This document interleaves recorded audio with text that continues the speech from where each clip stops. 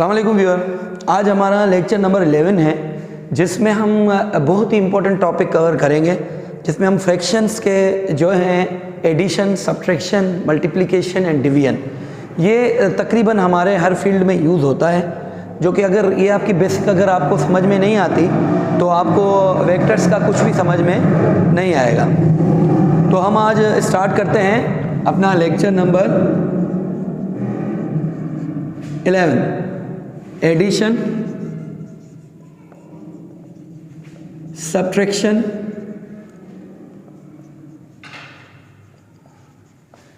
Multiplication and division of fraction. तो सबसे पहले हम एडिशन एंड सब्ट्रैक्शन को लेते हैं कि फ्रैक्शन की एडिशन और सब्ट्रैक्शन कैसे हम सॉल्व करते हैं। इन दोनों को सॉल्व करने का फ्रैक्शन में एक ही मेथड है। फॉर एग्जांपल एक हम एग्जांपल लेते हैं, इसमें 5/6 प्लस 9/6 हमें इनको ऐड करना है। तो सबसे पहले आप देख लीजिए कि ये दोनों लाइक फ्रैक्शन है। अगर हमारे पास लाइक फ्रैक्शन है तो उनकी एडिशन एंड सब्ट्रैक्शन बिल्कुल ईजी है। कैसे कि हमने डिनोमिनेटर सेम रखना है, सिर्फ ऊपर न्यूमरेटर को ऐड कर देना है। 5 + 9 हो जाएगा 14/6। अगर इसको हम रिड्यूस करें, कम कर सकते हैं तो कम कर लें। इसको 2 का टेबल लग रहा है 3 मरतबा, इसको लग रहा है 7 मरतबा, तो जवाब आ गया 7/3। तो अगर लाइक फ्रैक्शन हो तो उनकी एडिशन और सब्ट्रैक्शन दोनों का मेथड एक ही है। फॉर एग्जांपल एक हमने सब्ट्रैक्ट करना है 9/5 माइनस 4/5, तो इनकी सब्ट्रैक्शन का भी मेथड सेम ही है अगर लाइक फ्रैक्शन है तो हमने डिनोमिनेटर सेम रखना है, सिर्फ न्यूमरेटर को माइनस कर देना है। ये आ जाएगा 5/5। जब 5 का टेबल 5 पर 1 मरतबा तो जवाब आ जाएगा 1। तो यहाँ पे हमने लाइक फ्रैक्शन लिए हैं जिनको हमने ऐड और सब्ट्रैक्ट किया है। तो ये बिल्कुल सिंपल है। सेकंड है, अगर ये लाइक फ्रैक्शन नहीं तो हम इनको कैसे ऐड और सब्ट्रैक्ट करेंगे, कैसे प्लस और माइनस करेंगे। तो उसके लिए हमने एक एग्जांपल लिया है यहाँ पे। अगर ये एक जैसे नहीं हो, लाइक फ्रैक्शन नहीं है, तो हमने एक एग्जांपल लिया है। For example 5/4 plus 7/6। अगर आप देख लें तो ये दोनों अनलाइक फ्रैक्शन है, इन दोनों का डिनोमिनेटर एक जैसा नहीं है। तो उसके लिए बिल्कुल एक सिंपल मेथड है। हम क्या करेंगे, इन दोनों के डिनोमिनेटर की एलसीएम लेंगे।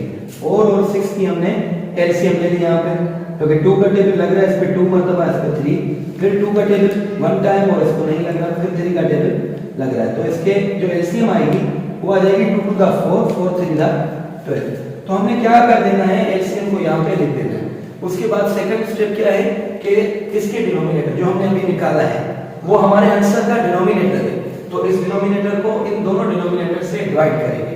तो हमने 4 का टेबल, इसको इससे डिवाइड करेंगे। 12 को जब 4 से डिवाइड करेंगे तो 4 का टेबल 3 टाइम्स लगेगा, 4 3 the 12, तो वो 3 ऊपर चला जाएगा, जाके मल्टीप्लाई होगा न्यूमरेटर से, 5 3 the 15 लगेगा।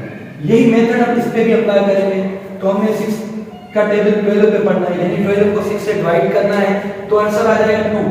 इसको हमने ऊपर लिख देना है, 7 के साथ मल्टीप्लाई कर देना है, न्यूमरेटर के साथ मल्टीप्लाई कर देना है, तो 7 2 the 14 आ जाएगा। तो इसका आंसर आ गया 15 और 14 आ जाएगा 29/12। इन दोनों को अगर कोई एक जैसा टेबल लग रहा है तो हम इसको रिड्यूस करेंगे, अगर नहीं लग रहा तो हम इधर ही इसका आंसर खत्म कर देंगे। हम एक एग्जांपल और भी लेते हैं। फॉर एग्जांपल हमारे पास एक सब्ट्रैक्ट का लेते हैं 5/8 माइनस 3/6। इसको कैसे हम सब्ट्रैक्ट करेंगे, तो ये भी अनलाइक फ्रैक्शन है। इसका हमने डिनोमिनेटर की पहले एलसीएम लेनी है। 6 और 8 की एलसीएम अगर हम लें यहाँ पे तो 2 का टेबल 3 टाइम और 4 टाइम, फिर 2 का टेबल लग रहा है, फिर 2 का टेबल लग रहा है, फिर 3 का टेबल लगेगा। अभी इसकी एलसीएम आ जाएगी 2 to the 4, 4 to the 8, 8 3 the 24। तो ये आ गई इनकी एलसीएम 24। तो 8 का टेबल 24 पर 3 मरतबा लगता है, तो इसको 3 से मल्टीप्लाई, 5 3 the 15 माइनस 6 का टेबल 24 पर हम अगर पढ़ेंगे तो 4 मरतबा लग रहा है, तो इसको 4 मरतबा पढ़ेंगे, 3 4 the 12, 15 में से 12 गए, बाकी बचा 3/24। अभी ये जो कि रिड्यूस हो सकता है क्योंकि इन दोनों को टेबल लग सकता है 3 का, तो हम लगाएंगे 3 1 the 3, 8 3 the 24। तो इसका आंसर आ गया 1/8। हमने एडिशन और सब्ट्रैक्शन सीखा, तो अब हम फ्रैक्शंस की डिवीजन और मल्टीप्लिकेशन सीखेंगे। जिस तरीके से एडिशन और सब्ट्रैक्शन का मेथड एक जैसा था, उस तरीके से डिवीजन और मल्टीप्लिकेशन का भी मेथड एक ही है, सिर्फ थोड़ा सा फ़र्क है, वो हम समझते हैं आज। सबसे पहले हमने मल्टीप्लिकेशन का एक प्रॉब्लम लेना है, जैसे 25/36 मल्टीप्लाई फॉर एग्जांपल 6/5। तो इसको हमने मल्टीप्लाई करना है। इसमें हमने एलसीएम नहीं निकालनी, इसमें हमें ऐड नहीं करना, इसमें हमने क्रास में टेबल पढ़ने हैं। क्रास में टेबल पढ़े या ऊपर नीचे टेबल पढ़े, ठीक है। तो हमने क्या करना है, इसमें सिंपल टेबल पढ़ने हैं, ऐसे क्रास में, ऐसे या ऐसे। मगर हम कभी भी इसको सीधे टेबल नहीं पढ़ सकते, तो हमने क्या करना है, इनको टेबल पढ़ना है। 5 का टेबल 5 पर 1 टाइम और 25 को 5 टाइम। जो टेबल हमने यहाँ पे पढ़ना है वही सेम यहाँ पे लग रहा है तो लगाएंगे, वरना हम टेबल नहीं लगाएंगे। उसके बाद 6 का टेबल इन दोनों को लग रहा है, 1 6 दा 6 एंड 6 6 दा 36। तो इधर आ गया 5 मल्टीप्लाई, ये आ गया 1। न्यूमरेटर को न्यूमरेटर से मल्टीप्लाई कर लीजिए और डिनोमिनेटर को डिनोमिनेटर से। 6 मल्टीप्लाई 1, ये आ जाएगा 5 1 दा 5/6। तो वेक्टर की डिवीजन भी मल्टीप्लिकेशन जैसे ही हम सॉल्व करेंगे, मगर फ़र्क क्या है, वो सिर्फ एक छोटा सा माइनर फ़र्क है। हमने एक प्रॉब्लम लिया है 55/90 डिवाइडेड बाय 22/30। इसको हमने डिवाइड करना है। तो डिवाइड करने के लिए सबसे पहला स्टेप ये है कि आप डिवाइड को मल्टीप्लाई में चेंज कर दीजिए। ये डिवीजन है, इसकी जगह पे हमने मल्टीप्लाई कर दिया है। अभी सेकंड स्टेप क्या है, जो अगला फ्रैक्शन है, डिवीजन के बाद वाला फ्रैक्शन है, उसको हमने रेसिप्रोकल करना है। रेसिप्रोकल का मकसद क्या है कि जो न्यूमरेटर है वो डिनोमिनेटर बन जाएगा, जो डिनोमिनेटर है वो न्यूमरेटर बन जाएगा, यानी अगला फ्रैक्शन उल्टा हो जाएगा। तो ये 22/30 है, ये बन जाएगा 30/22। अभी हमने जिस तरीके से मल्टीप्लाई सॉल्व किया है, उसी सेम मेथड से हमने इसको मल्टीप्लाई करना है। हमने क्रास में टेबल पढ़ सकते हैं ऐसे, और ऊपर नीचे भी हम टेबल पढ़ सकते हैं। फॉर एग्जांपल हमने इन दोनों को कौन सा टेबल लग रहा है, जो लगा है, तो इन दोनों को 11 का टेबल लग रहा है, इस पे 2 टाइम, इस पे 5 टाइम।